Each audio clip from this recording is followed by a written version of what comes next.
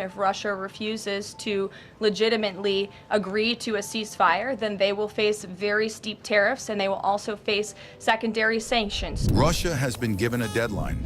50 days, that's all. According to the Trump White House, if Russia doesn't agree to a ceasefire or peace deal in Ukraine by then, the consequences will be swift and severe. Tariffs, sanctions, global isolation.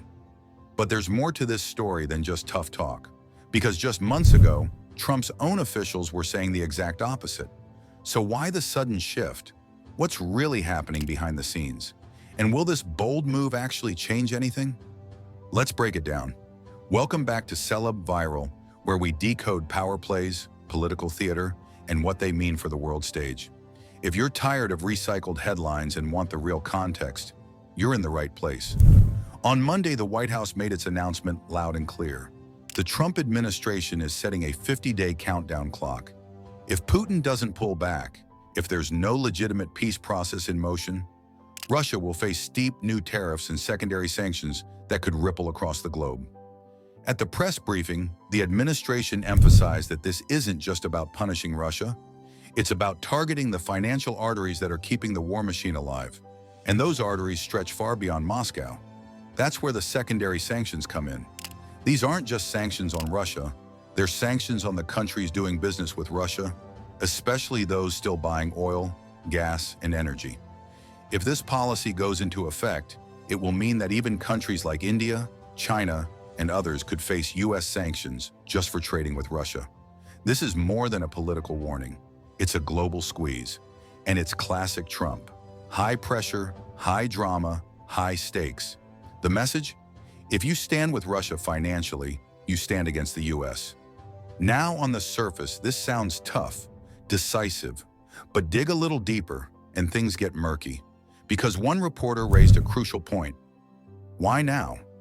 In 2024, trade between the US and Russia was only about $3 billion. That's already a massive decline from pre-war levels. In fact, earlier this year, both the White House and the Treasury Secretary admitted that tariffs weren't even necessary anymore. Their reasoning? The trade volume was so low it didn't matter. It precluded the need for further tariffs, they said. So again, we ask, what changed? Suddenly, $3 billion is a lot of money? Enough to justify reversing an entire policy stance? Or is something else going on? Let's be honest here. This isn't really about $3 billion. It's about optics. It's about sending a message. And it's about laying the groundwork for a broader strategy that isn't just economic, it's political. Because while direct US-Russia trade is minimal, Russia's global trade isn't. And that's where the secondary sanctions come into play. If enforced, these sanctions would punish other countries for doing what the US has already banned. Buying Russian oil, that could choke off Russia's most critical economic engine. That's the theory, at least. But here's where it gets risky. You're no longer just threatening Moscow. You're now threatening some of the largest economies on the planet. Countries the US needs for trade, diplomacy, and stability. Countries that won't back down so easily. If India, China, or Turkey decide to call America's bluff, this could escalate quickly into a full-blown economic showdown, not just with Russia, but with half the world. Is that a fight the US is ready for? Is that a fight Trump wants? That's where the politics come in. This is, after all, an election year. And few things play better with Trump's base than strongman diplomacy, drawing lines, setting deadlines, and putting enemies on notice. So maybe this isn't just about forcing peace in Ukraine. Maybe it's also about flexing power for the cameras. And let's be real, Trump knows how to work the optics. He's not afraid to rattle headlines. He's not afraid to pick fights. And he knows that projecting dominance on the world stage helps him politically at home. But here's the thing, projection isn't policy. What happens if 50 days pass and Russia still doesn't comply? What happens if Putin digs in, as he's done before? Will the administration actually enforce the tariffs and sanctions to the full extent they've promised? Or will it be another case of fiery rhetoric that fizzles into compromise? That's the real test, because once a deadline is set, the clock starts ticking.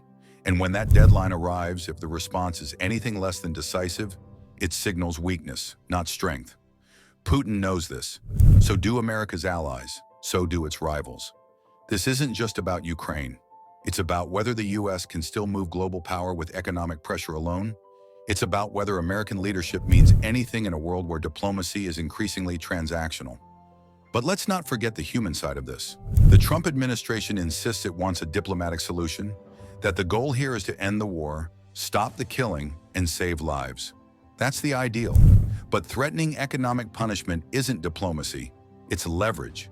And leverage can either bring people to the table or push them further away.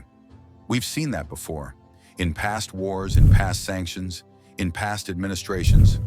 So once again, we circle back to the big question, will it work? Is this the move that finally forces Putin's hand? Or is it just another moment of geopolitical theater, loud, dramatic, and ultimately forgettable? That's where you come in. I want to know what you think. Is this 50-day deadline a masterstroke of strategic pressure? Or is it a hollow bluff dressed up for media headlines? Will it bring peace or push the war even further into chaos? Drop your thoughts in the comments. Let's start the conversation. You know I read every one of them. And if you found this breakdown valuable, if you want real commentary without the spin, go ahead and subscribe to Celeb Viral. We cut through the noise, unpack what others skip, and bring you the raw, unfiltered truth every week. Thanks for watching. Stay alert, stay informed, and as always, I'll see you in the next one.